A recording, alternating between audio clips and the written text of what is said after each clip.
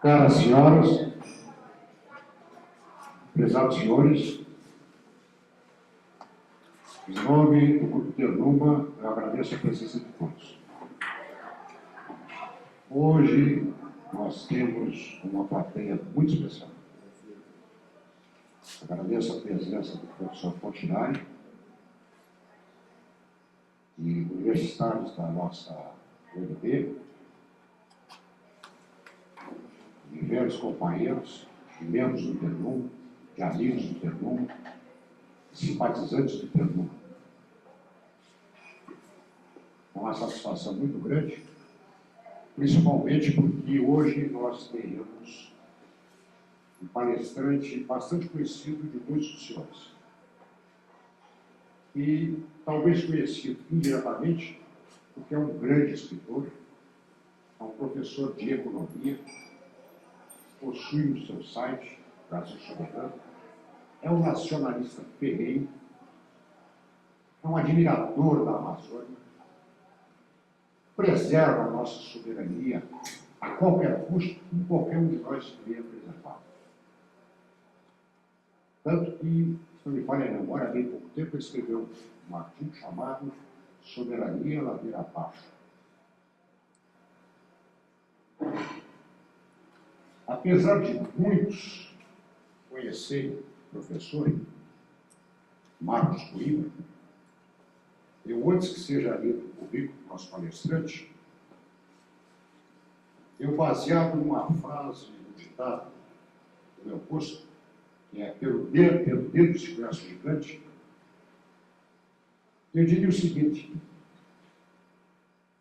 ele foi coordenador do seminário sobre soluções para a Amazônia brasileira, com o painel com conferencistas, embaixador Marcos Cortez, senador Mozaíno Cavalcante e general Luiz Gonzaga Lessa. Ela foi realizada pela Academia Brasileira de Defesa. O nosso palestrante, se eu pudesse falar um pouco sobre ele, esse é o dedo do gigante que estará dentro de um pouco aqui. Ele foi o coordenador dessa atividade.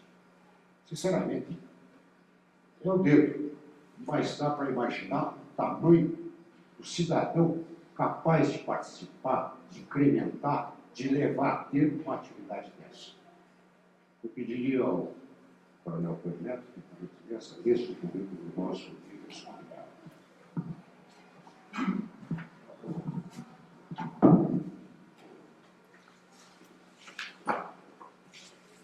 Para o palestrante fazer uma leitura meio do galope, com a boa cavalaria.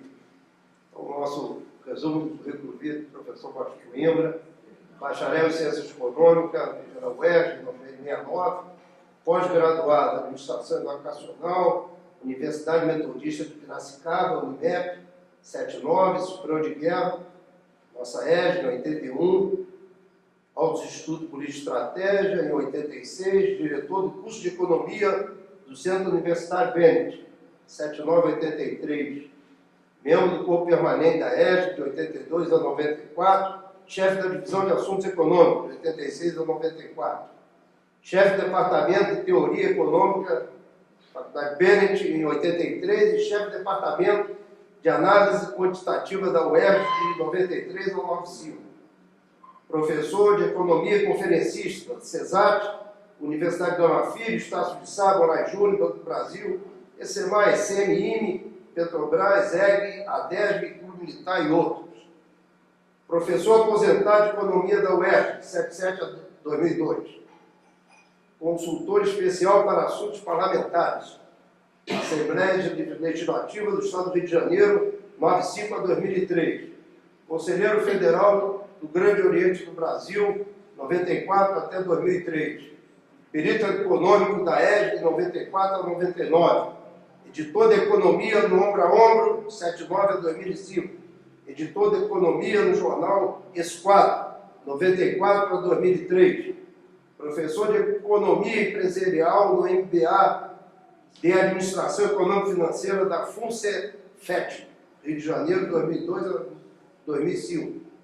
Professor titular de Economia da Universidade Cândido Mendes, de 71 a 2006. Assessor-chefe do gabinete do líder do PRONA na Câmara Municipal do Rio de Janeiro, 2005 a 2007. Suplente do Conselho Fiscal da Companhia Vale do Rio Doce, 2006 a 2009. Conselheiro da ESG, desde 94 até 2008. Secretário parlamentar na Câmara dos Deputados, Brasília DF, fevereiro de 2007 a outubro de 2010. Atividades atuais, articulista econômico, no jornal Monitor Mercantil, no jornal Vira em Foco. Membro da Academia Paranaense de Letras Maçônicas. Membro do Conselho Diretor do Centro Brasileiro de Estudos Estratégicos. Certo. Acadêmico, fundador da Academia Brasileira de Defesa. Cadeira Tiradentes. Acadêmico titular da Academia Nacional de Economia, cadeira José Bonifácio, autor do livro Brasil Soberano, lançado em março de 2009. Medalha e condecorações, Mérito Cordeiro de Farias, da ESG, ENFA, Ordem do Mérito das Forças Armadas, ENFA, Medalha Pacificador, Mérito Militar, Mérito Atesguiano, Mérito Aeronáutico, Benemérito da Maçonaria Catarinense, Grande Benemérito do Grande Oriente do Brasil, Cruz da Perfeição Maçônica. Desculpa se eu galopei demais e fiz uma leitura sem óculos.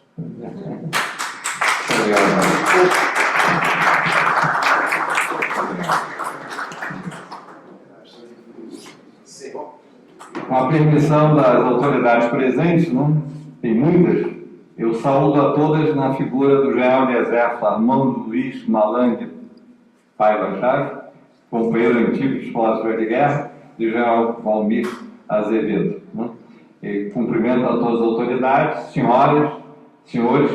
Foi com muita satisfação que recebi esse honroso convite para conversar com os senhores sobre um tema tão abrangente, complexo, né, como este, o Brasil e o terceiro milênio. Aqui está meu endereço eletrônico, mcoimbra@antares.com.br, e o meu sítio, a minha página, www.brasilsoberano.com.br. Lá vou encontrar mais de 1000 artigos que eu escrevi ao longo desses 20 anos, né, sobre temas, em geral, econômicos. Mas também alguns, eu cometo algumas incursões na área política, até na área militar, né, com a permissão do general Cruzeiro aqui, velho companheiro de época. Bem, senhores, a palestra está prevista para cerca de 50 minutos. Então vamos começar logo. Eu não prometo não cansá-los muito. O objetivo desta sessão será o de proporcionar informações sobre o posicionamento do nosso país no terceiro milênio, aspectos positivos, negativos, a capacidade do poder nacional para enfrentar e vencer estes desafios, para a consecução dos objetivos nacionais brasileiros e sugestões. Objetivando cumprir este propósito, adotaremos o seguinte sumário: introdução, estamos começando, 2 pontos positivos e negativos, 3 capacidade de poder nacional. Eu aprendi com o coronel Merino Raposo, no SEB, herói de guerra da FEB, nós estamos aqui na casa dele, né? Herói de guerra, dos heróis de guerra da FEB, coronel Merino Raposo Filho, doutor da artilharia da FEB. Ele sempre disse o seguinte: Coimbra, eu assisto centenas de palestras, todas apresentando a problemática, umas poucas dando o quê? A solucionática, né? Como diria aquele centroavante daí, peito de aço do Atlético Mineiro, né? Cadê a solucionática da problemática? Lógico que não existe solucionática, mas vamos aproveitar o Dari para quebrar o gelo. Políticas e estratégias necessárias são sugestões modestas de curto prazo. Nós temos uma palestra inteira de 50, 60 minutos, com sugestões de curto prazo, médio prazo e longo prazo. Mas devido à carência de tempo, vamos limitar a curto prazo. E conclusões. Então vamos, introdução. Qual é a causa geral da problemática enfrentada pelo mundo hoje em dia? Lógico, pelo Brasil. Foi a grande crise de 2008, começou na realidade em 2007, propagou-se por 2008, 2009 e nós estamos enfrentando as consequências dela até hoje. Qual é a principal causa geral? E tem um donos do mundo. Quem são os donos do mundo? Eu apelidei de donos do mundo aqueles que controlam o sistema financeiro internacional sejam brancos de olhos azuis, como diz o nosso ex-presidente Lula, né? Sejam orientais, ou sejam negros, ou sejam azuis, ou sejam verdes, ou sejam, enfim, de que cor for. São aqueles homens daqueles grupos que dominam o sistema financeiro internacional e, por via de consequência, os sistemas financeiros de cada país, de cada grupo. Surgimento de mega blocos econômicos, os Estados Unidos sozinhos, um grande bloco, né? Mas eles criaram o NAFTA, incorporaram o México, o Canadá, a União Europeia e o bloco asiático, que era capitaneado pelo Japão, que foi agora ultrapassado pela China, né? Com objetivos diferentes, distintos. Ideias recorrentes sobre neoliberalismo e globalização. Senhores, eu não brinco com fatos. A globalização é um fato. Só que, como todo processo, ele possui consequências positivas e negativas. Qual é o nosso dever, a nossa missão? É maximizar os aspectos positivos e tentar atenuar, minimizar os aspectos negativos. Ela é um fato, nós não podemos brigar com fatos. Existem, o que é muito importante, muita gente conhece, diretrizes impostas aos países extratores de matéria-prima, como o Brasil. Quais são essas diretrizes? Vamos recordar. Primeiro, estabilidade monetária. Qual é a meta? A única meta que o Brasil tem, econômica, qual é? É o controle da inflação, a estabilidade monetária. Esta é a única meta, é o número 1 deles. Segundo, acordo de marcas e patentes com cláusula de retroatividade. Foi aprovado pelo Congresso Nacional com esta cláusula, danosa aos interesses nacionais. Além disso, privatização, livre cambismo, excluir o Brasil de controlar o câmbio, o Brasil e os outros países extratores de matérias-primas, etc. São várias diretrizes, estou citando somente 3 ou 4 as mais importantes. A existência da trilateral, o que é a trilateral? O triângulo dos 3 lados. Estados Unidos, Alemanha e era o Japão, continua a ser o Japão, porém a China está por fora, né, perturbando essa ordem mundial. É um fato que vamos analisar com calma. Existe um órgão chamado Diálogo Interamericano, criado em 1982 pelo banqueiro David Rockefeller. Pouca gente fala sobre o Diálogo Interamericano. Todo mundo conhece o Consenso de Washington, que surgiu em 88, derivado do Diálogo Interamericano. Como é que surgiu o Consenso de Washington? Tudo bem que vários jovens, né, devem ser da UNB, vocês já ouviram falar em Consenso de Washington, ouviram? Quem é o criador dessa sigla? Um economista, John Williamson. Ele criou essa sigla de Consenso de Washington. Por quê? Houve uma reunião em Washington, sigilosa. Dessa reunião saíram 2 laudas publicadas, foram distribuídas pelo mundo inteiro. Então surgiu o chamado Consenso de Washington, que são essas diretrizes que eu citei. Os pontos principais são essas diretrizes que eu acabei de citar os senhores. Mas a origem verdadeira é o diálogo interamericano. Se os senhores entrarem na minha página, Brasil Soberano, os senhores vão ver, eu criei uma ligação, chamo de link, né? Quem é estrangeiro chama de link. Como eu sou brasileiro, eu chamo de ligação, né? Uma ligação com outras páginas, uma delas é o diálogo interamericano. São cerca de 100 pessoas, líderes mundiais, das 3 Américas, América do Norte, América Central e América do Sul. Já ouviram falar no diálogo? Eu vou citar aqui rapidamente alguns membros, os senhores devem conhecer. Brasil, Roberto Tirita, Luiz Inácio Lula da Silva, entrou e saiu. Ciro Ferreira Gomes, entrou e saiu. Jorge Paulo Lemann, também, né? Jaqueline Pitangui, Roberto Teixeira da Costa, Celina Vargas Amaral Peixoto, Fernando Henrique Cardoso, é fundador e atual um dos vice-presidentes, Celso Laffer, Henrique Meirelles, etc. Argentina, vamos citar só um, o ex-presidente falecido Raul Alfonsín. Bolívia, Gonçalo Santos de Lozada, todo mundo conhece, né? Canadá, Maurice Strong, posições de relevo no mundo. Gabriel Valdez, Chile. Colômbia, Lozada eu não tinha percebido, agora quando estava fazendo treino no hotel para vir para cá, eu percebi que o atual presidente da Colômbia é do diálogo interamericano, Juan Manuel Santos. Costa Rica, Oscar Arias. México, Jesus Silva Herzog. E Peru, Mário Vargas Llosa. O Javier Pérez de Coelha. Uruguai, Henrique Iglesias. Julio Maria Sanguinetti. Conhecem, né? Estados Unidos, Robert McNamara, aquele brasileirista famoso, Albert Fischler, Cyrus Vance, George Bundy, Peter Bell, Peter Hacken, Saul Linovitz, etc. Vocês vejam que são figuras da maior importância. Então, na realidade, qual é o papel deles? Os donos do mundo criaram o quê? Organizações mundiais como a ONU, como o FMI, como a FAO, que na realidade controlam o mundo. Para as Américas criaram esse organismo chamado Diálogo Interamericano, que traça as diretrizes. Se os senhores quiserem saber o que vai acontecer no Brasil daqui a 15, 20 anos, os senhores acessem as páginas agora do Diálogo e vão ver o que vai acontecer no Brasil. Eles, há 10, 15 anos atrás, já previram aquilo que aconteceu, que planejado por eles. Né? Nem sempre tudo dá certo para eles, mas algumas coisas, a maioria, infelizmente, dão. E as despesas com as guerras dos americanos, né? Afeganistão, Iraque, é a causa geral. Vamos ver o Diálogo Interamericano. Veja, não vou ler tudo, não. Isso é um relatório de março de 2009. Eu tirei da página deles, das 10 metas, diminuição do impacto da crise financeira. É uma das metas. Olha o que tem importante. A duração da crise é imprevisível, porém os países da América Latina e do Caribe estão mais bem preparados. Tudo bem, ok? Aqui, nesse sentido, tomando como exemplo as manifestações na Europa, isso em 2009, as Américas devem evitar protestos devido ao caráter violento que eles demonstram algumas vezes, podendo se alastrar para os Estados Unidos.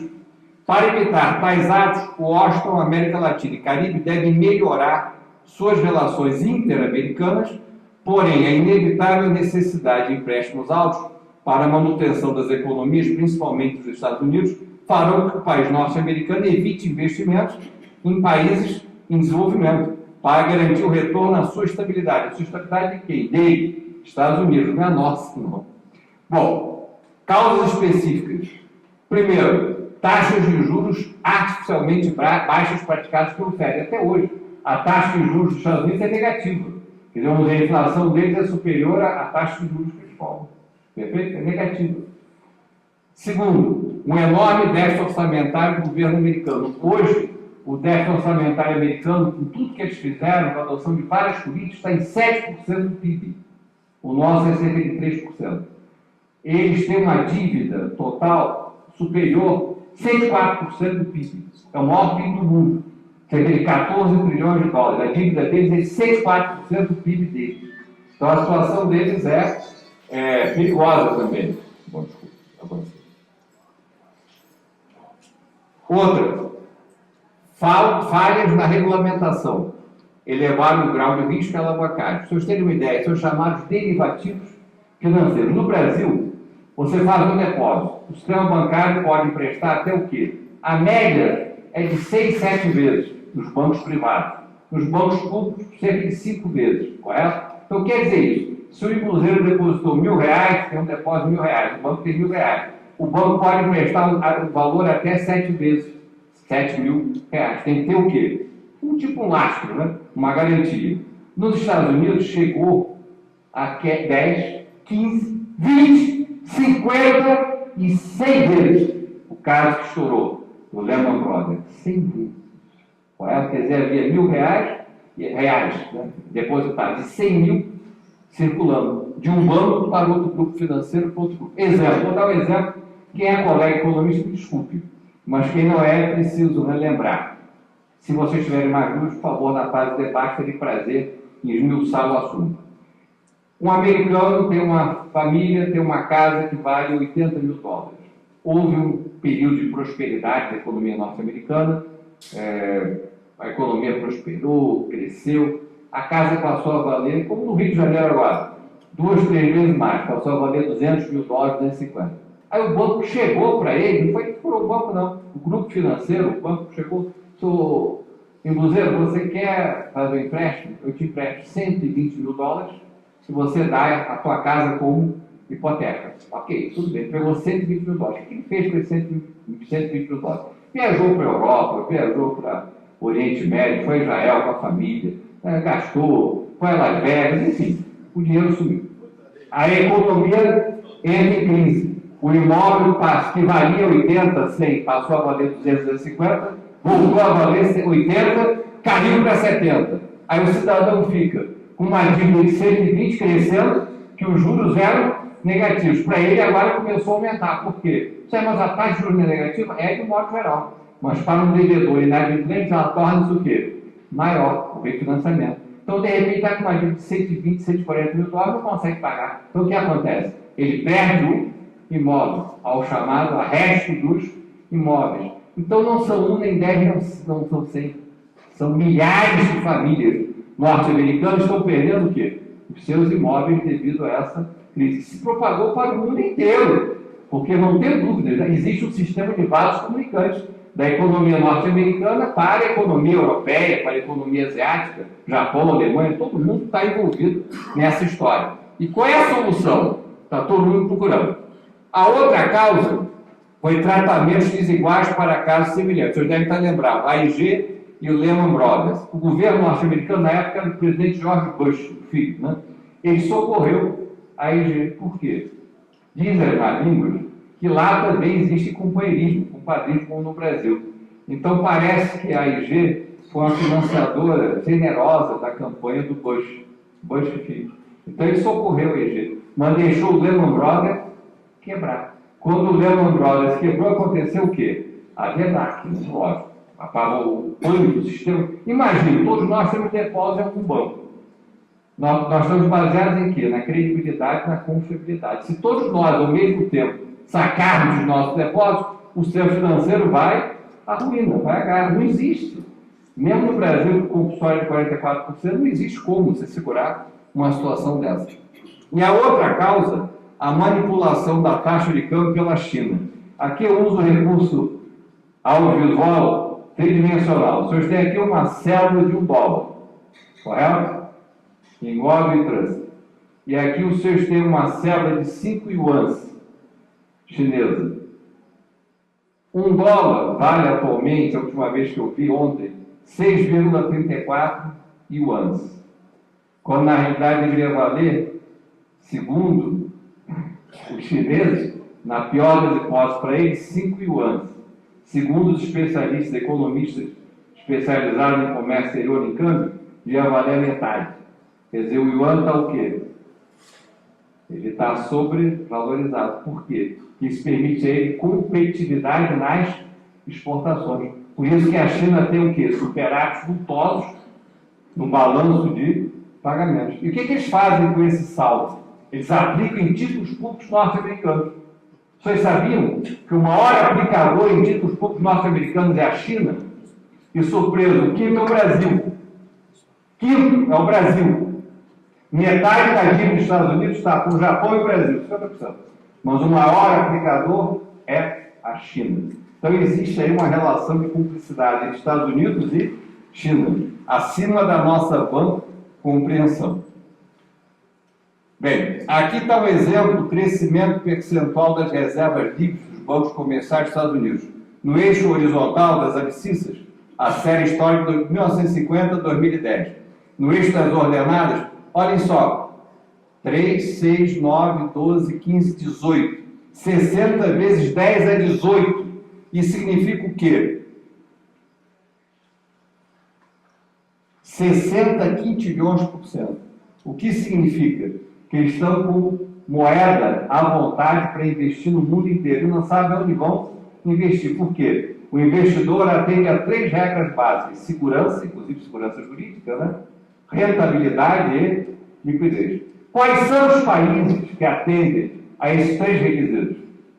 Brasil e alguns outros poucos. Vamos supor o caso do Brasil. Estão trocando o quê? Moeda pintada, eu chamo dólar de moeda pintada. Moeda pintada por fábricas, fazendas, hospitais no Rio. Todos os principais hospitais do Rio de Janeiro pertencem agora a grupos estrangeiros. Hospitais, laboratórios, estão comprando faculdades. No Rio de Janeiro compraram várias universidades, Gama Filho, várias faculdades, Sassá, e estão comprando no Nordeste, Recife, Salvador, enfim, estão comprando tudo. Por quê? Porque eles estão com recursos para aplicar. E o Brasil dá isso, tudo isso, da segurança jurídica, da rentabilidade, da liquidez. Até que ponto isso é interessante para nós? Vamos ver. Pode ser que sim, pode ser que não. Quais são os pontos positivos e negativos? Primeiro, os pontos positivos. Qual é o primeiro ponto?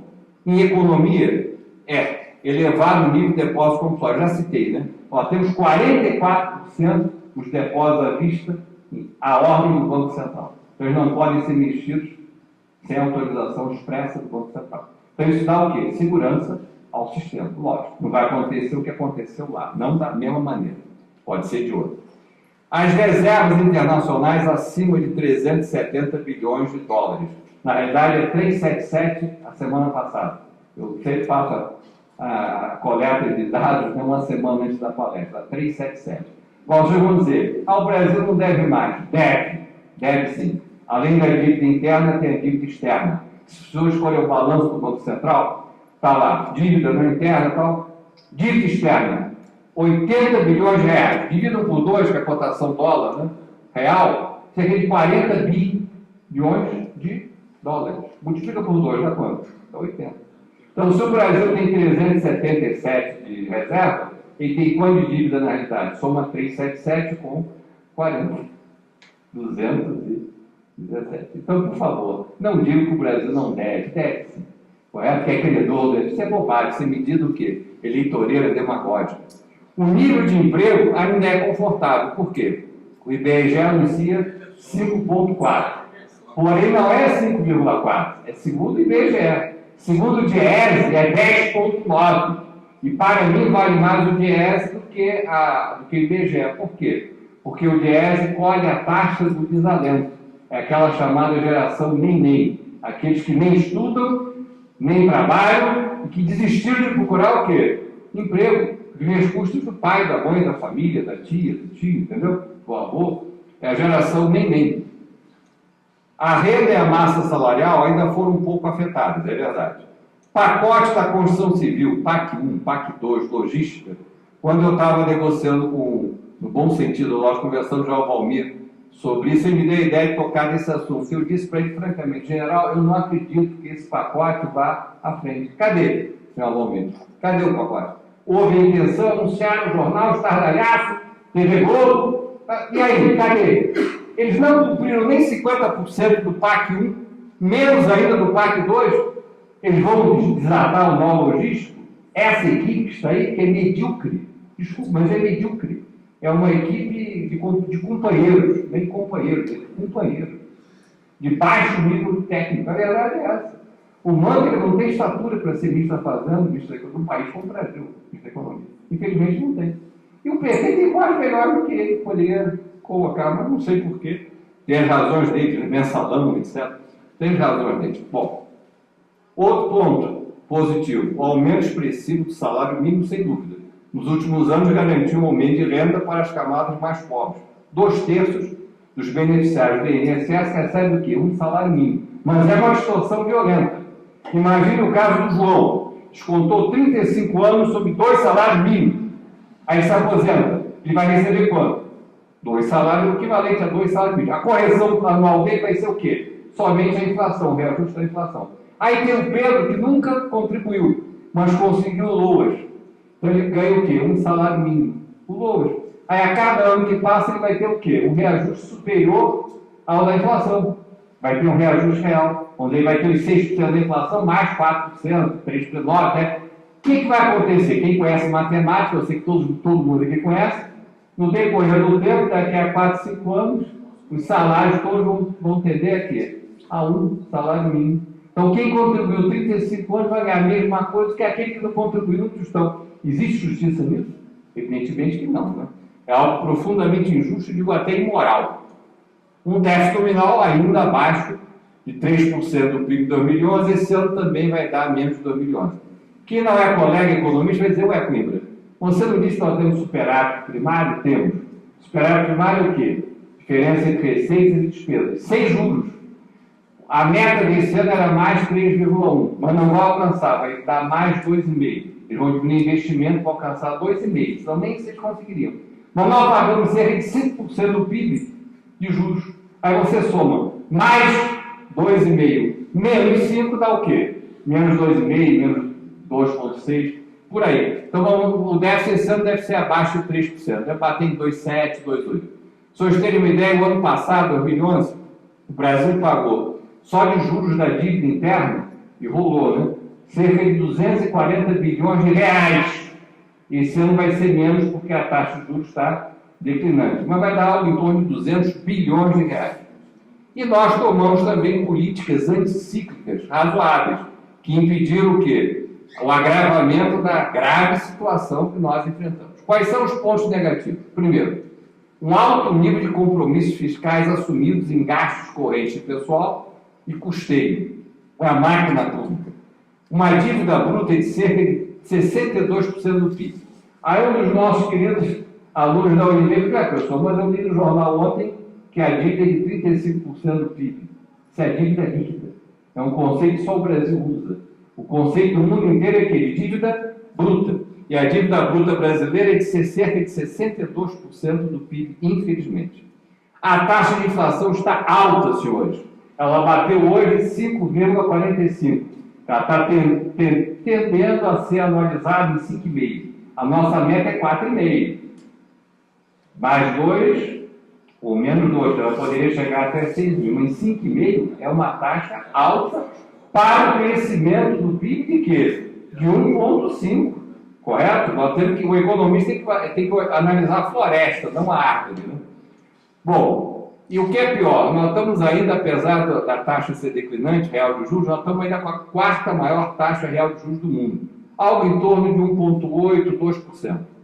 Que a diferença entre inflação e a Selic. Né?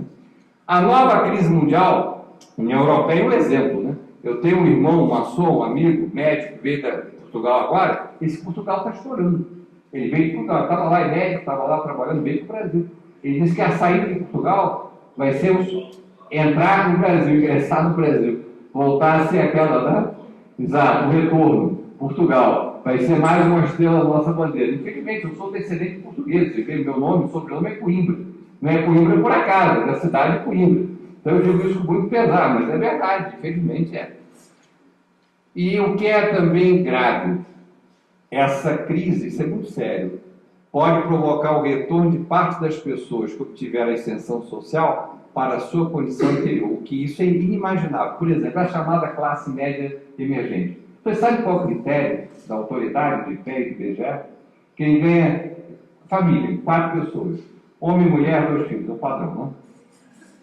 Se essa família ganhar R$ 1.600 por mês, quer dizer, 400, na verdade é 398, estou arredondando, 400 por pessoa, e são considerados classe média. Vamos analisar com cuidado, com calma. Uma família que ganha R$ 1.600 por mês é uma família de classe média? A meu ver, não. Correto?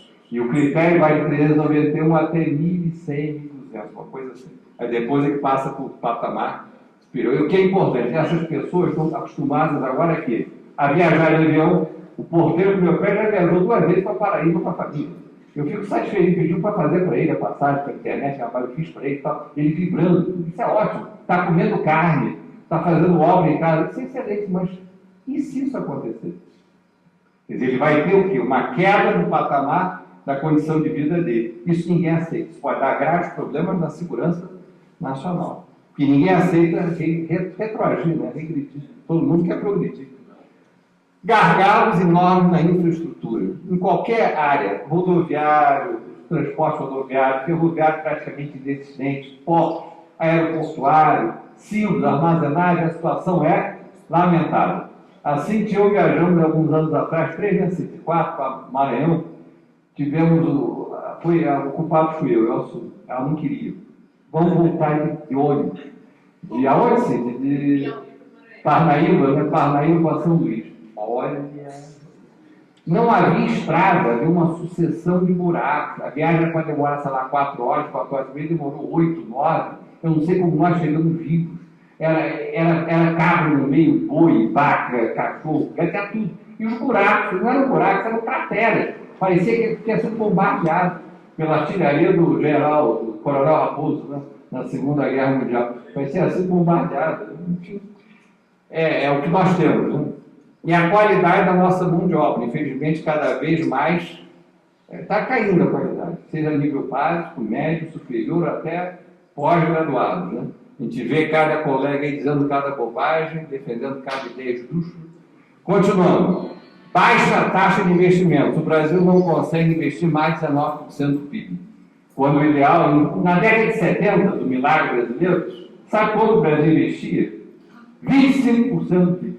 Um quarto. Hoje, ele está investindo 19% no ano passado. Esse ano deve cair para 18%. Quem é economista que conhece aquela relação capital-produto? 18% do PIB investido. Tira 4%, que é a depreciação, para repor o capital fixo, mas a capacidade produtiva. Sobra 14%.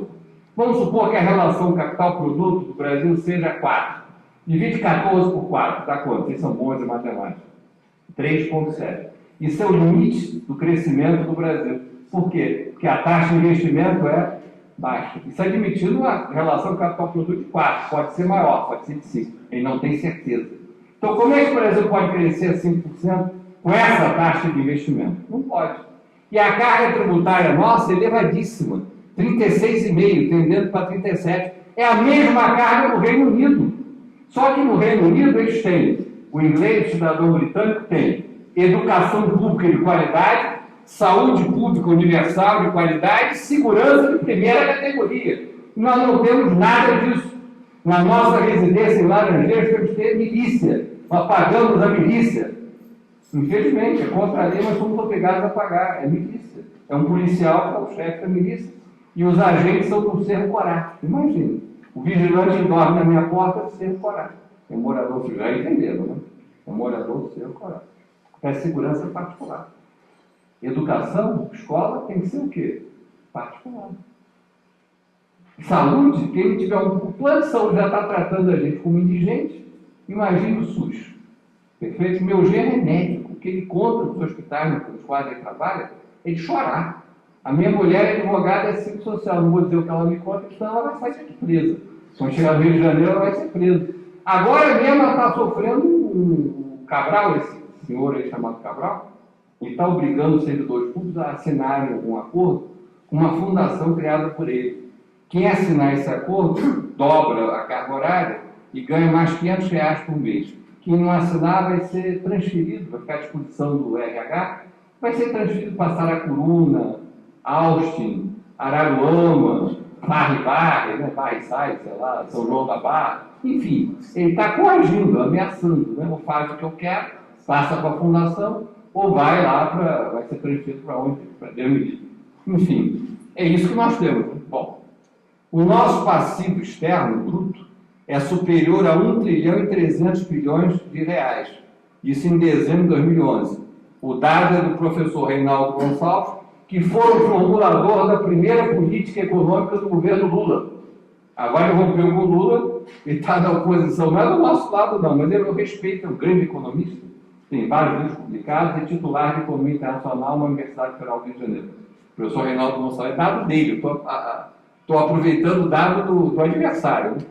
O cenário global emite sinais contraditórios, apesar de ter melhorado. Por quê? Ele pode reduzir a demanda pelos produtos exportados pelo Brasil. São mais o quê? Commodities, minério de ferro, soja, né? Sendo o país ainda vulnerável às oscilações no sentido de crédito. Note bem, esses valores das commodities são arbitrados pelo estrangeiro. Nós não temos o quê? Poder sobre ele, ingerência. Então ele sobe e desce em função de quê? Dos interesses dos especuladores internacionais. São eles que ganham a fatia do leão. Nós, infelizmente, ganhamos bem, mas não o principal.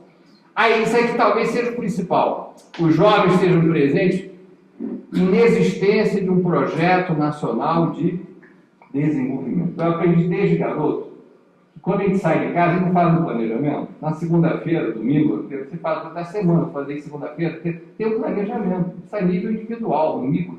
E no macro. O país que não sabe para onde vai, qualquer porto serve. Se ele não traça o seu destino, ele será o quê? Ele terá o seu destino traçado por outra nação. Evidente, nós não temos projeto de desenvolvimento. Bom, não vou falar em projeto de segurança, que é outra área, eu seria um curioso, estaria avançando na área militar, mas também não vejo projeto nacional de segurança. Essa END, para mim, é o END, é fim mesmo. 11. Vulnerabilidade do comércio exterior brasileiro em virtude de não termos respondido a tempo aos desafios internos estrutural. É o custo Brasil, logística, burocracia, operacional, déficit permanente do balanço de pagamentos e transações correntes e exógeno à crise mundial. Consequências de medidas de combate à inflação. É lógico, se você combate a inflação com medidas anticíclicas, o que você faz? Você provoca o arrefecimento da taxa de crescimento do PIB. Veja, o Brasil esse ano vai crescer a 1,5%. Então, a meta, o ponto máximo é 1,5%. Deve ser algo 1,3%, 1,4%, o que é ridículo. Os Estados Unidos, com toda a crise deles, a maior economia do mundo, eles vão crescer a 2% este ano. Quer dizer, mais do que a gente. A economia deles é muito maior do que a nossa. Quer dizer, é muito mais difícil crescer num valor absoluto maior do que crescer num valor absoluto menor.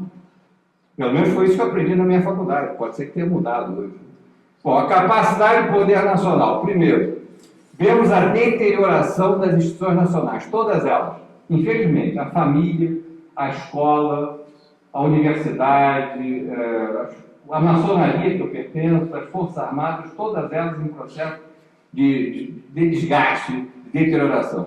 Um executivo aparelhado partidariamente, são 22 mil cargos de confiança, mais N outros cargos que ninguém sabe, são ocupados pelo partido no poder e pelos seus aliados. Saiu, hoje eu estava assistindo de tarde, preparando o julgamento, né, do chamado mensalão, né, aquilo ali aponta para esse iceberg. Se abrirem, de fato, aquela conta da Delta, que o Carmen diz, pega praticamente todos os estados, além da administração federal. Cai todo mundo. Eles não podem abrir. Se abrir, a República cai. Por isso que eles vão fechar no dia 22 de dezembro a CPI, sem ouvir mais ninguém, vão varrer para debaixo do tapete. O legislativo inteiramente cooptado, incapaz de exercer suas funções. Um judiciário acuado, com conflitos permanentes. É uma excrescência a investidura dos ministros do Supremo Tribunal Federal. Desculpe. É uma excrescência. Não pode, tem certos indivíduos que não poderiam estar lá nunca. Não vou citar nome, vocês sabem a quem eu estou me referindo. A gente assistindo o julgamento vê a diferença do nível do Celso Melo para essas figuras. Correto? Nem falo do Joaquim Barbosa, para essas figuras. Tem que mudar. Não pode ser assim. Quer dizer, o presidente escolhe o nome do bolso do colete dele, aí o legislativo aprova que ele quiser. Nunca foi rejeitado um candidato no Brasil, nunca. Nos Estados Unidos já foram rejeitados. E nós copiamos o modelo americano. Só que lá o Congresso rejeita. Aqui não. Aqui eles empurram o que eles quiserem. Uma corrupção endêmica, alcançando praticamente todos os segmentos da sociedade, do guarda de esquina à presidência da República. Uma ausência de oposição verdadeira aos ditames do Foro de São Paulo. O PT é fundador do Foro de São Paulo. Eu tenho material enviado por alguns, até por vocês, companheiros aqui presentes, sobre o discurso do ex-presidente Lula e da atual presidente Dilma no Foro de São Paulo, com as Farc ao lado. Correto? Isso não é de graça, não é gratuito. Uma política externa altamente adesiva aos interesses nacionais, incapaz de defender os objetivos nacionais brasileiros, paz social, progresso, soberania, refém da tendência de criação da URSAL no continente. O que é a URSAL? União das Repúblicas Socialistas da América Latina. Ou os senhores acham que é coincidência de uma democracia, aspas, né, bolivariana na Venezuela, algo semelhante na Bolívia, no Equador, no Uruguai agora, está se alastrando, né? Bolívia, e eles estão querendo pegar. O Brasil é quase isso, a Argentina também é quase isso, e vão querer pegar o Chile agora. O alvo deles é o Chile, que é o único que está resistindo bravamente ainda. Paraguai Paraguai houve agora uma reação, é verdade. Saúde pública, sem integração das três esferas de administração, União, Estado e municípios, com superposição de funções, incapaz de atender às necessidades existentes, com a privatização crescente, porém ineficaz e com altos custos. Você vê, os planos de saúde hoje em dia, o médico indica uma tomografia, não pode, tem limite, enfim, o senhor sabe melhor do que eu, sei que é na pele como eu sinto. A falência da minha área, eu me preparei para ser diretor de faculdade, fui para ser reitor, falência da educação pública, incapaz de formação do capital humano necessário para enfrentar os desafios indispensáveis ao aproveitamento de eventuais oportunidades propiciadas, além da abusiva imposição de cotas raciais. Meus amigos, cota racial no Brasil, eu considero um absurdo. Eu sou brasileiro, com muita honra, eu tenho aqui sangue português, italiano, negro, índio, com muita honra, português e tudo. Eu sou um mestiço, eu sou brasileiro, correto? E só existe uma raça humana, raça humana. E todos nós somos afrodescendentes, o homem surgiu, a humanidade surgiu na África. A rigor, nós somos todos afrodescendentes. Então, aqui em Brasília houve um caso esquisitíssimo, né? Eu soube que 2 irmãos foram ao UNB, aí um foi considerado negro, o outro não, aí o outro falou, que é isso? É autodeclaração, isso é um abuso. Nós estamos querendo importar dos Estados Unidos, de outros países, né, uma política deles em condições inteiramente diferentes das nossas. O Brasil, eu sou adepto de Gilberto Freire, é o país da miscigenação, da democracia racial. Gilberto Freire já dizia isso. Nós estamos querendo imitar os americanos. Olha, isso não é de graça, não. Você sabe que é uma das líderes dessa campanha? A deputada federal Benedita da Silva.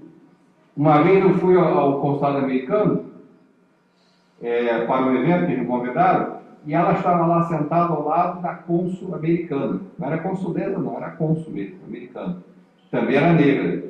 A Benedita teve vários cursos nos Estados Unidos de preparação. Quando ela veio, surgiu o quê? Esse movimento negro unificado, da qual ela é uma das principais líderes. Então isso é importado do exterior. Estão querendo criar no Brasil um problema que não havia. Uma segurança pública caótica, com a criação do embrião de uma Guarda Nacional, a Força Nacional de Segurança, né? Se é necessária a articulação entre os inúmeros segmentos que deveriam prover as carências existentes. Veja o caso de São Paulo agora, não é só de São Paulo, não, o Rio também. O Rio é pai de cemitério. O tráfico continua, somente que as quadrilhas não estão o quê? Com as armas, fuzis, armas pesadas à mostra, continuam fazendo o mesmo tráfico. Pior, com a conivência da Polícia Militar. Em quase todas as UPP está havendo o tráfico com a conivência da Polícia Militar, do pessoal de lá. Por isso que é o tráfico, lógico.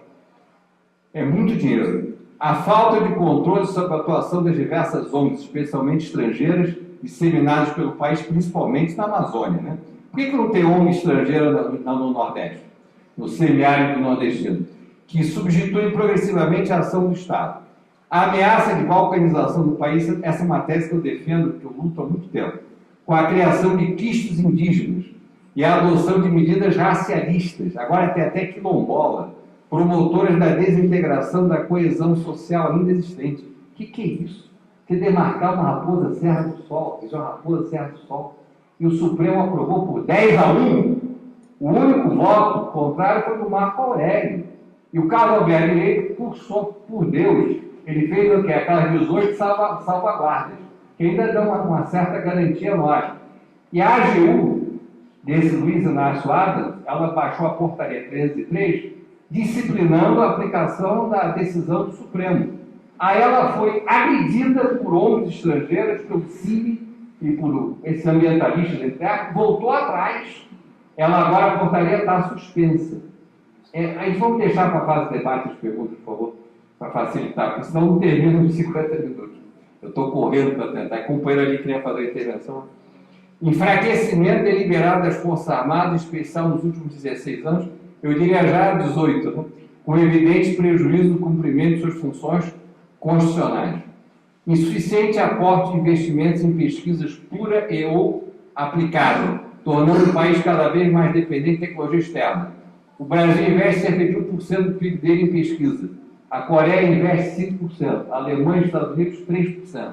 Imagine. A diferença vai diminuir ou vai aumentar entre nós? Tem que aumentar, né? Meios de comunicação altamente comprometidos com a prática granicista e tentativa de estabelecimento do pensamento único e dependente das verbas de publicidade de Petrobras, Banco do Brasil, órgãos governamentais e grandes grupos empresariais, Odebrecht, etc. Acomodação das forças vivas da nação, caracterizando um grave processo de anomia. Olha o exemplo. Durante as comemorações do Dia do Índio em Roraima, alguns índios portavam a seguinte bandeira. Sabe o que é isso aqui? É a reserva Raposa Serra do Sol. Aqui outro exemplo. Índios ticuna querem mais segurança e pedem paz no Amazonas. Atenção, reduz a velocidade. Área indígena. O povo ticuna exige ou pede paz. Índios da etnia ticuna têm a sua própria delegacia para combater o crime na aldeia Umariaçu.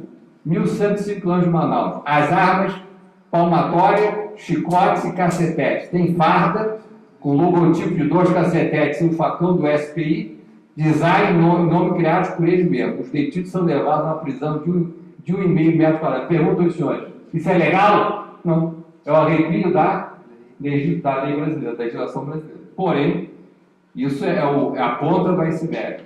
Sugestões. Primeiro, política monetária tem a principal responsabilidade de conduzir o esforço de compatibilizar o controle da inflação com o ritmo de crescimento. É a nossa tese. A meta econômica do governo não pode só ser o controle da inflação, tem que ser o controle da inflação e a geração de emprego, o aumento do PIB, lógico, desenvolvimento.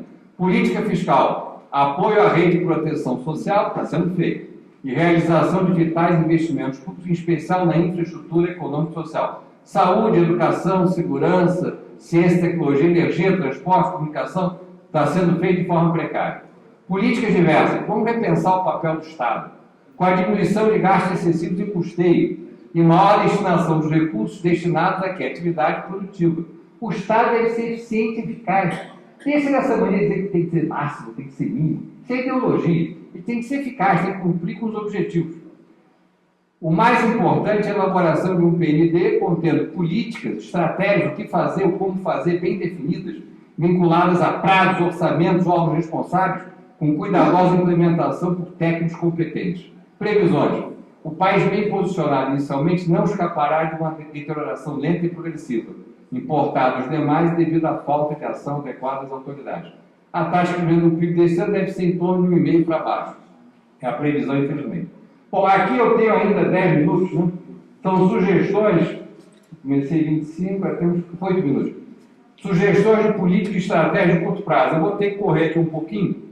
Qual é a grande política? O que fazer? Eleger como variável meta o pleno emprego dos fatores de produção, trabalho principalmente, com a sua digna remuneração. Estratégias: estimular o agronegócio, eliminando a capacidade ociosa da economia e procurando fortalecer o setor terciário, que é o maior. Criar incentivos para acoplar o setor secundário, que é o mais dinâmico, ao setor primário, que é o mais atrasado. Investir em ciência, tecnologia, produtividade, qualidade, aplicar recursos vultosos em educação básica e no ensino profissionalizante. Colocar o Brasil no patamar mais avançado de sua industrialização, com relativo domínio das tecnologias de ponta, capacidade de exportação de manufaturados, assegurada por sua inserção competitiva no mercado internacional e a garantia de atendimento com a produção própria da maior parte da nossa demanda por manufaturas. Aí tem 3 ações que eu vou deixar de ler, né? Deixo a consideração de senhores, vou deixar o material aqui para conseguir tentar manter o tempo. Terceira estratégia, priorizar as atividades, essa é importante, setores secundário e terciário capazes de criar emprego, com o retorno do BNDES e suas verdadeiras funções, qualificação de mão de obra, turismo, construção civil, micro, pequenas e médias empresas e outros. Por quê? O BNDES hoje virou hospital de empresário rico. Eles estão financiando o GBS e grupo frigorífico, né, para comprar empresas no exterior. A juros o quê? Quase negativos, a juros abaixo do mercado. É isso? O BNDES foi criado para isso? Para beneficiar grupos ou empresários ligados ao detentor de poder político? Não. Diminuir a expressão de taxa de juros está sendo feito. Segunda grande política, recuperar a capacidade nacional de investimento com rigorosa seletividade na alocação dos recursos. Vamos procurar crescer 10% no investimento. Nós, a economia, chamamos de formação bruta de capital fixo. E mais integração, maior integração de propostas com a iniciativa privada. Eu vou explicar isso, eu não vou ler, não, eu vou explicar. É o seguinte, o Brasil hoje em dia, eu falei para vocês, tem uma carga tributária de cerca de 37% do PIB. Nós podemos reduzir para 30% essa carga. Como? Diminuindo o grau de informalidade da economia. A economia invisível no Brasil, chamada economia submersa, equivale a cerca de 40% do PIB.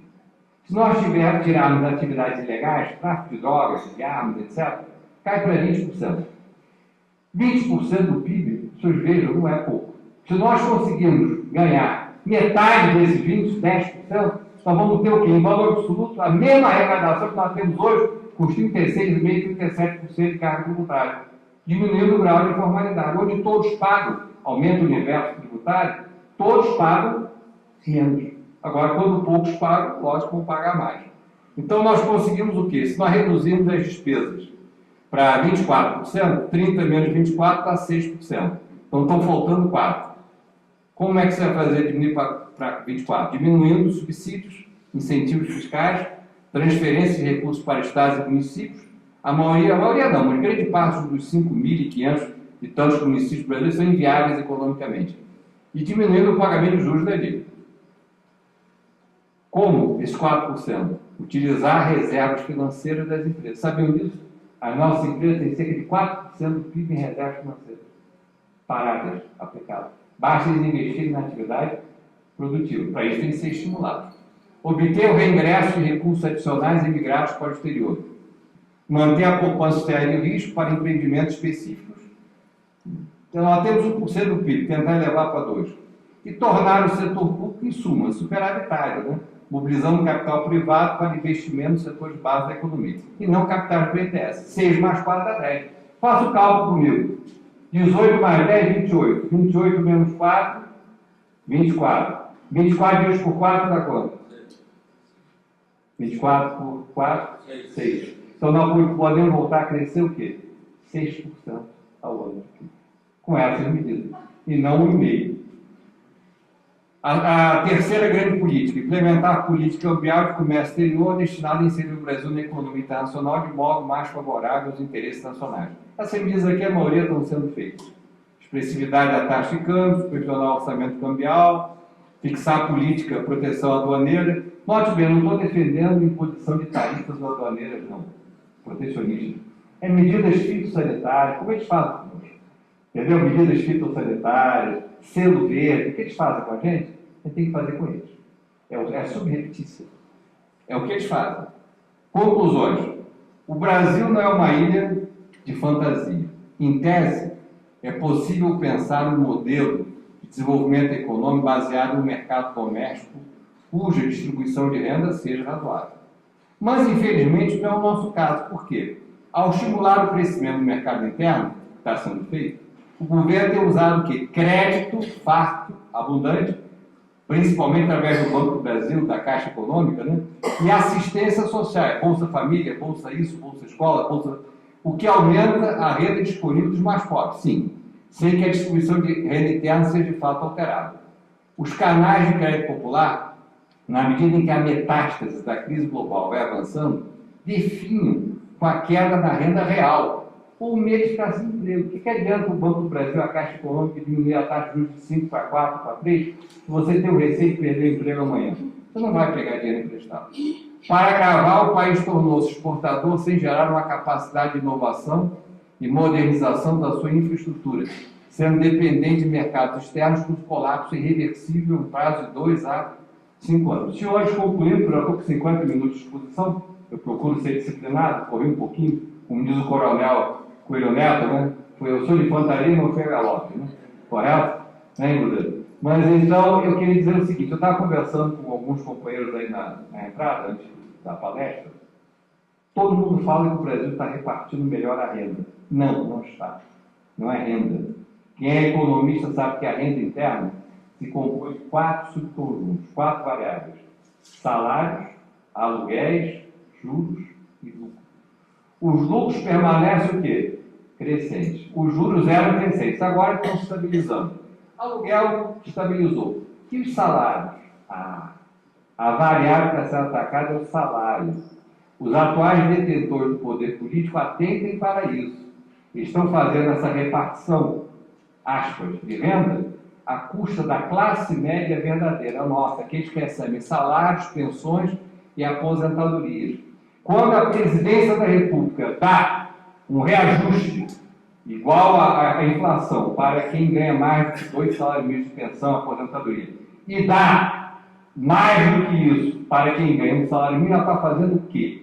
Ela está prejudicando milhões de pensionistas e aposentados, beneficiando o quê? Uma camada mais pobre. Quando eles não reajustam os nossos salários, aí a presidente Dilma, né, ameaçou agora diminuir as tarifas, ameaçou, porque não vai, de energia em 20%.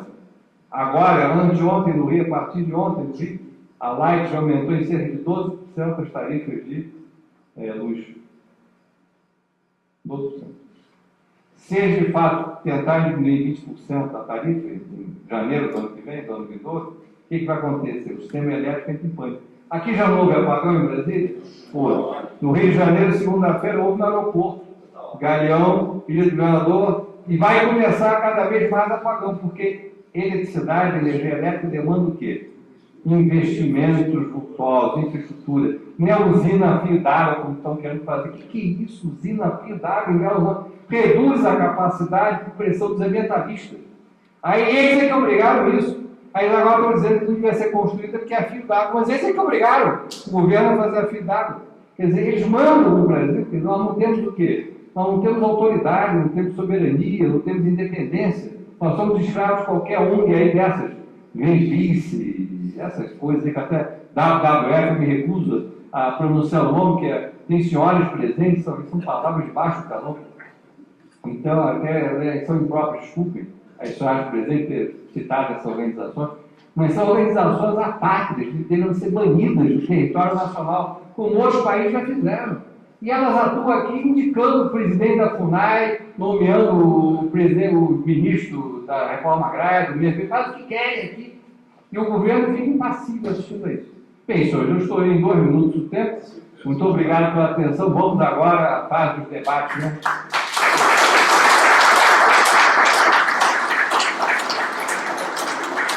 O curso de 2 a 3 minutos. Empolguei.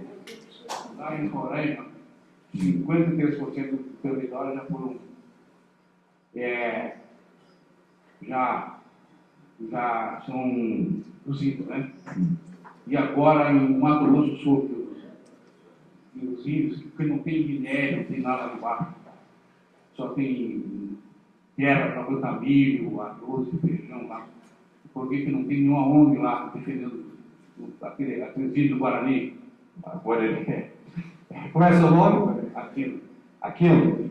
De fato, é uma excelente pergunta, né? Porque essas ONGs, principalmente estrangeiras, chamadas ambientais, elas se localizam onde? Elas se localizam justamente onde estão o quê? Por coincidência, entre aspas, as maiores reservas de minério do Brasil. Por exemplo, eu tenho um general amigo meu, que ele esteve na Holanda agora, ele foi naquela casa famosa de joias, para ver umas joias para presentear a esposa dele. Esse foi o pretexto dele.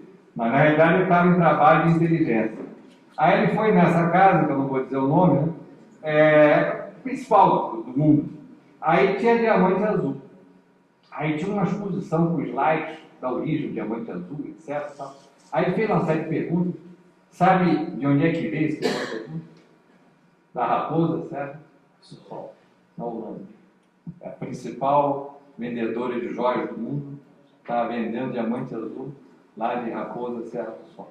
E não é só isso. A reserva do Umami é outra excrescência, né? Porque na área de fronteira tem a parte brasileira, tem a parte da Venezuela. O Brasil assinou a Declaração dos Povos Indígenas. Os Estados Unidos não assinaram. O Brasil assinou. A nossa sorte é que ainda não foi o quê? Homologada, chancelada pelo Congresso Nacional. Mas esse Congresso aí faz o que querem. Mandou, ele cumpre. Então, nós corremos sério risco. Se o Congresso assinar, homologar, isso passa a ser o quê? Superior à Constituição brasileira. Então, eles podem a qualquer momento decretar essa nação indígena independente, pede a tutela da ONU, vem forças militares da ONU, né? O maior prazer, ocupam aquilo. Dizem até que já tem presidente nomeado e secretário da nação. Querem que eu dê o nome do presidente? É o Douglas, é um oficial de inteligência das Forças Especiais Americanas, William Douglas. É o que está previsto ser o presidente. E o secretário é um índio que fez pós-graduação, entre aspas, fez pós-graduação no exterior. Já tem até um embrião de governo. Ele já tem terra, tem povo, basta ter o que agora? Instituição. Ele já tem o quê? O embrião de um Estado soberano. Aí sai o Raposa Serra do Sol, sai a Yanomami, e aí? Aí o Brasil começa a ser o quê? Vai se transformar, por isso a minha tese da luta contra a balcanização do país. Lembra da Iugoslávia? A Iugoslávia era o quê? Era um país próspero, né? Uma das principais economias do mundo. Agora é o quê? Acabou a Iugoslávia, foi esfacelada, foi balcanizada, é uma miríade de pequenas nações. Sérvia, Bósnia, Montenegro, Sarabia, enfim, uma porção de pequenas nações. Preste atenção, olha no mapa do mundo. Qual é o país que tem um território como o nosso, recursos naturais como água, 20% da reserva megadoce do mundo está no Brasil, tem o aquífero Guarani, o aquífero Alter, né? Alter do chão, enfim, temos o rio, nós temos tudo, meu Deus. Falta o quê? Vontade política e vergonha na cara. O próximo debatedor. Eu queria cumprimentar o amigo Marcos Coimbra, sempre na minha casa, toda semana me responda. Eu queria Solano. Ah, o Solano, Luiz Solano. Isso, Jornalista. o repórter do Planalto, como diz o general Almir. Mas eu queria chamar a atenção dos amigos que ainda não assistiram o vídeo do discurso do Lula no Foro de São Paulo. É perigoso o que ele falou. Ele disse em 2 tempos que o Brasil é um país rico e Cuba é um país pobre. Isso ele falou várias vezes. Ele só faltou dizer que as praças de Cuba poderão ser parecidas com a do Brasil. Ou seja, entenda quem quiser. Fuzilamento se realmente houver um golpe de Estado. Eu queria apenas te chamar a atenção. Veja este vídeo, é importante, é sério, é perigoso e a sociedade tem que ficar atenta para essa exibição. Eu tenho a cópia, quem quiser eu mandarei a cópia, apenas para acrescentar essa Solano, é oportuno você, se possível, mandar de novo para toda a tua rede, que eu divulgo com o maior prazer. Eu mando também. É missão, obrigação nossa. Muito obrigado. Professor Coimbra, eu tenho esse vídeo também, Não, tanto do ex-presidente como da da Dilma. atual. O que eles dizem é estarrecedor, e eu tenho da ordem de 400 correspondentes daquelas listas. Uhum. E eu me coloco à disposição, seja através de você, se for o caso, de mandar para o teu Antares Uhum. e você divulgar, porque é estarrecedor.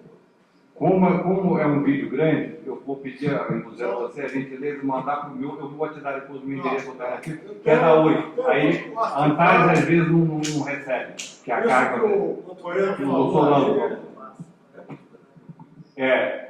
O Antares rejeita, mas a 8 pega, aí eu repasso para a minha lista. está à Porque disposição. eu tenho pouca gente como correspondente, eu tenho muitos amigos, como o General Torres de Mello, Fortaleza, ele tem uma listagem enorme, que tem milhares de coisas, eles mandam isso para milhares de pessoas. Então, esses meus artigos que eu cometo, eu tenho uma lista de 100 pessoas, 150, eles são retransmitidos pelo General Torres de Mello, pelo Chocante, aí atinge milhares de pessoas. Eu recebo e-mail da Europa, dos Estados Unidos, e respondo a todos, eu procuro responder a todos. Obrigado, meu doutor. Boa noite. Eu gostaria de saber sua avaliação, sinteticamente, da política externa brasileira, atual, e, em paralelo, também da política comercial brasileira, principalmente focando o bloco do Mercosul, a relação com outros blocos comerciais, mas maiormente o Mercosul. Sinteticamente, é Laurence. Eu sou da Oi. A 8? É da Oi, exatamente. Perfeito. O companheiro Laurence, amigo, posso chamar de amigo, está aqui, amigo, senão não estaria aqui. Correto? A questão é a seguinte: a resposta às suas 2 questões envolve, no mínimo, 2 palestras, uma das quais eu não estou habilitado a falar, que é a política externa. Seria apropriada para o embaixador Marcos Camilo Cortes, que fez essa exposição da Amazônia na semana passada. Ele é embaixador de carreira, né, um excelente embaixador, e para mim é o maior conferencista sobre o tema Relações Internacionais que eu já vi fazer palestra, o embaixador Marcos Cortes. Agora, ele fica aquele deputado Menezes Cortes, coronel Menezes Cortes, né, que foi da UDN. Eu diria o seguinte: não existe uma política externa, a rigor, que mereça esse nome, a altura do Barão do Rio Branco. Eu estou repetindo palavras que eu ouvi do embaixador Marcos Cortes. Né? O patriota, o patriota, ele chama o Anthony Patriot, né? É uma figura competente, é uma figura até parece honesta, né? Porém não tem a mínima condição de ser ministro do Itamaraty. O Itamaraty, relações exteriores pode ser, Itamaraty não. Por quê? Porque ele tem um concorrente no Planalto, que é o Magno, Marco Aurélio Garcia. Que, na realidade, quem comanda a política, entre aspas, externa brasileira, é o Magno, e não o ministro eventual. Pode ser o Laffer, pode ser o Patriot, pode ser quem quiser, mas não vai ser ele que vai comandar. Quem comanda é o Mário. E ele comanda de acordo com os interesses de quê? Da URSAL, do comando externo.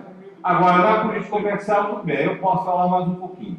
A política comercial é o seguinte, para mim, como é que a presidente atual, Dilma, acaba de criar o 39º Ministério das pequenas e médias empresas, né? Micro, pequenas e médias, para quê? Para alojar o PSD, possivelmente o Kassab, né?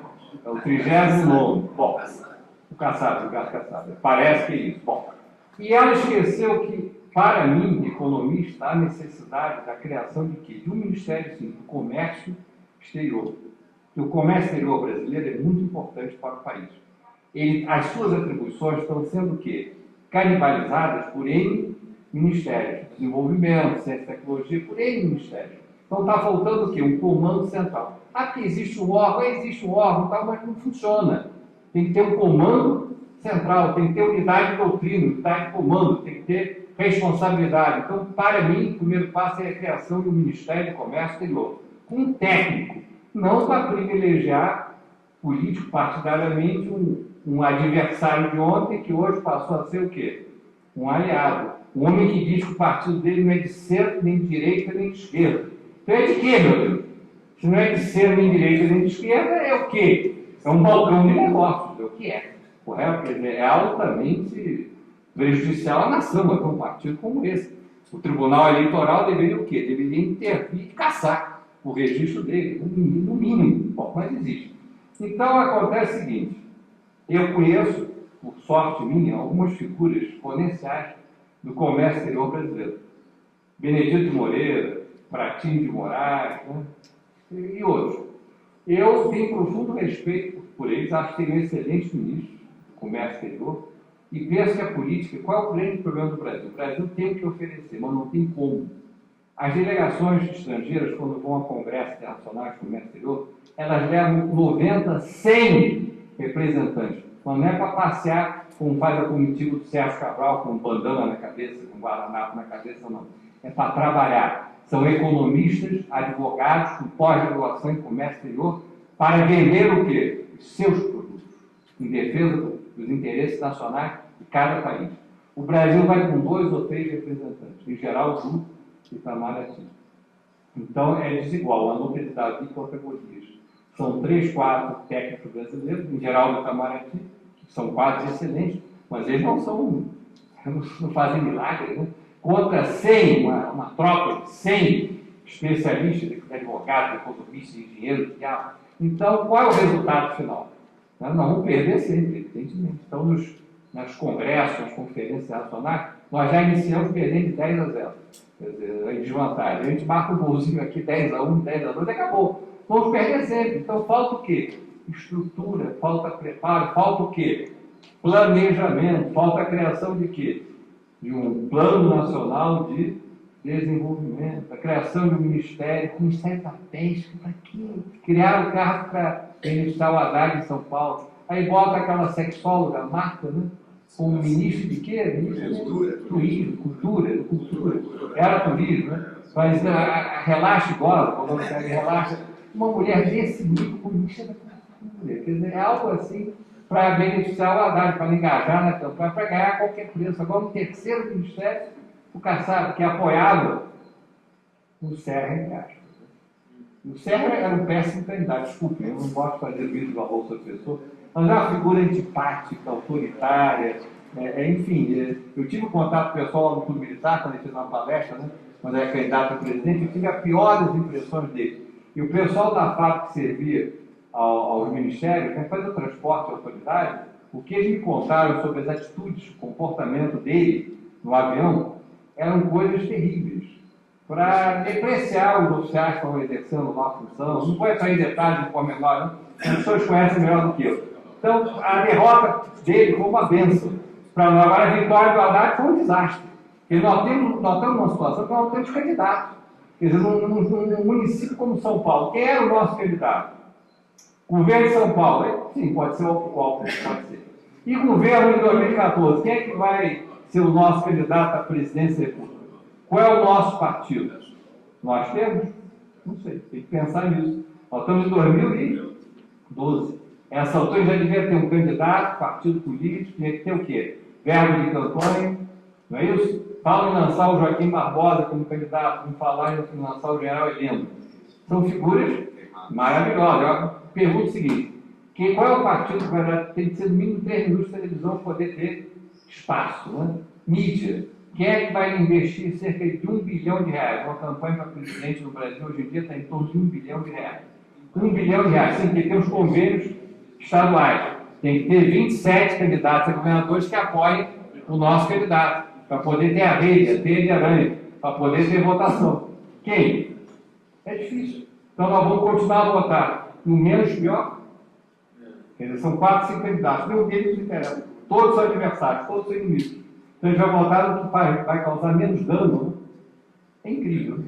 Outra pergunta, por favor. Já que eu trabalho na Oi, apesar de trabalhar na Oi, eu sou do Clube do Exército. Então eu fui da prova muitos anos. Então, o FUST é um fundo de universalização de serviços de telecomunicações que quantos bilhões tem lá?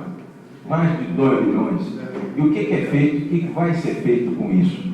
Daí é o que o senhor está falando. É um fundo perdido. Exatamente. Que ninguém fala sobre isso. Sobre o FAT, o FUSC e agora também o FGTS. Então, o FAT é um exemplo dramático disso. Eles estão entrando em recursos do FAT. E jogando em quê? Jogando em aplicações que eu diria pior do que cassino. Quando a gente vai a Las Vegas, né, eu fui uma vez, né, a gente separa o quê? Eu detesto o jogo, de fato tem vários pecados, mas o jogo não é um deles.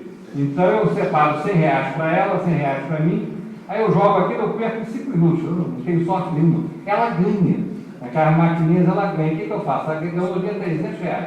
Aí não, você tira 200, fica para a gente. E 100 você continua a jogar. Ela foi para a roleta, perdeu tudo em 1 minuto. Né? Agora, tivemos o retorno do capital investido. Eu apliquei 200, 100 mil, eu com 200. É assim que eu jogo. É pior que jogar na roleta, entendeu? Eles aplicam, fazem investimentos que não tem retorno. Os empresários ficam cada vez mais ricos, os empreiteiros. Só sabe por que aquele viaduto da perimetral vai ser demolido? Qual é a desculpa do alcaide deu? Feiura. Porque enfeia a vista. Nada disso. É que ele autorizou a elevação do gabarito da área, que parece 5 andares, autorizou para 10, autorizou para 15, autorizou para 20. Vão ser construídos vários hotéis ali, e residências, com 20, 25 andares, aí o elevado ia atrapalhar a visão, né? E o deslocamento desse pessoal. Então, por isso é que ele vai demolir o viaduto daquele metal. É para atender aos interesses de meia dúzia de empresários. Dentre eles, o mais rico do Brasil. Eu não sei quem é, mas diz que é o mais rico daqui. Eu não vou dizer o nome, A última pergunta, por gentileza, porque temos um pouco de tempo de esperar. Eu queria fazer uma pergunta ao professor Coimbra. Eu tive uma longa conversa com uma autoridade gerencial da área de montadoras de automóvel há pouco tempo.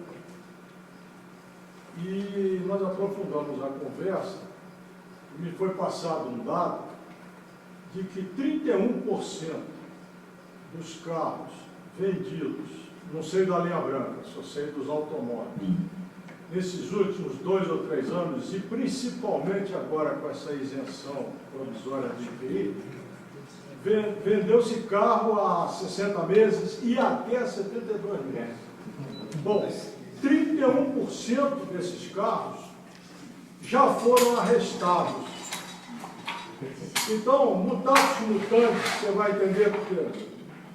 Isso não criaria uma bolha automotiva aqui no Brasil? Sem dúvida. O Brasil tem o risco de algumas bolhas. Uma das bolhas, além dessa automotiva, que o Jair Buzeiro se referiu, é verdade isso mesmo. Eu conheço pessoas que não têm a mínima condição de ter um automóvel. Aí eles compram com 60 meses, não conseguem pagar nem o IPVA. Às vezes nem o IPVA conseguem pagar. Não consegue pagar as multas, não tem manutenção, só sai sábado e domingo. Ele perde. E olha, lá no Rio, eu sei que aqui no Brasil não existe isso, mas no Rio, cada oficial de justiça que recebe um mandado desse para ser cumprido, tem uma gratificação adicional de R$500 por veículo apreendido. Ele está cumprindo a missão dele, fazer o arresto do veículo, né? da viatura.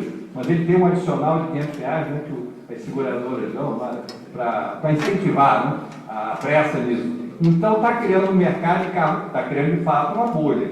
O mercado de carros usados não é brincadeira. São centenas de milhares de carros. E o pior é a bolha imobiliária, que os imóveis do Rio de Janeiro, o alcaide nosso, já viram que eu tenho uma admiração profunda, né, um carinho profundo pelo alcaide do Rio de Janeiro, né? Bem como pelo que dizem que está governando o Rio. Não está governando, ele está em Paris, está em outras cidades, mas ele passa no Rio de vez em quando. Quem administra é o vice-governador, administra entre aspas. Né? Bom, já perceberam. O alcaide agora quer aumentar o IPTU, com base no valor venal. Só que o valor venal do Rio de Janeiro está super valorizado devido a quê? A Copa de 14 e devido às Olimpíadas. Então vamos supor, um imóvel qualquer, o valor venal está lá 150, no mercado ele valia 300 mil. Agora está valendo 600 por causa da Copa e das Olimpíadas. Quando acabar a Olimpíada e a Copa, ele vai baixar o valor, vai passar a ser 400, vai cair, não sei quanto, mas vai cair. Então o inteligente, o esperto, não é inteligente, é esperto. Ele quer o quê? Ele quer aumentar o valor venal agora pelo máximo. Aí institui a cota, faz o redutor, mas depois, daqui a 4 anos, vai cair o valor. Mas vocês já viram algum governo diminuir imposto, carga tributária? Então, quer dizer, note bem, eu li um artigo da Cora Ronay, hoje ou ontem, no jornal, que eu sempre leio o jornal, eu gosto do artigo dela. E ela foi muito feliz no exemplo dela. Ela disse, peraí, eu sou moradora há 30 anos do meu apartamento, eu não estou tendo ganho nenhum. Valia 300, não estou ganhando nada. Eu vou continuar a morar aqui até morrer. Agora, quem for vender, aí é outra história. Aumenta o ITBI. Isso sim, o ITBI já é caro, é muito alto no Rio. Então pode agravar o ITBI, tudo bem, botar o valor venal. O ITBI é muito caro no Rio de Janeiro. Quem faz a doação, por exemplo, paga 4%, né? Quem vende paga 2%. O ITBI é avaliado não é no valor do IPTU, não. É no valor próximo de mercado. Ó, com o mercado supervalorizado, imagina. Mas eles poderiam fazer isso com o ITBI, o Imposto de Emissão de Bens Imobiliários. E não, com o IPTU. A pessoa está morando lá e morre lá. Não teve ganho de capital exatamente como é. Isso é uma apropriação indébita, a meu ver. Mas o povo elegeu o rapaz com 65% dos votos no primeiro turno. É o que a minha mulher diz. Ué, o povo quis, o povo elegeu 65%. A oposição incapaz, não apresentou nenhum candidato em condições de enfrentá-lo. Ele tinha uma máquina, empreiteiras, a FETransport, grupo financeiro, ele tinha uma máquina inteiramente ajeitada, máquina federal, estadual, municipal. Até eu ganhava essa eleição. Até o poste ganhava. O Lula já elegeu 2 postes, né? Dilma e o Haddad. Agora vamos ver quem perdeu alguns, né? Alguns que tentam eleger. Não, ele perdeu o Campinas, perdeu vários postes. Era o Márcio Pockmann, até um colega nosso economista. Foi presidente de IPEA, o Márcio Pockmann. Até o rapaz competente, excelente. Ele foi presidente de IPEA. Não, ele foi presidente de IPEA. É o IPEA. O IPEA que mexeu nisso. E o atual presidente do IPEA, o Marcelo Neto, colega nosso também, ele é que defende essa tese da classe emergente. Quer dizer, quem ganha R$391 por mês é a classe média. É brincadeira.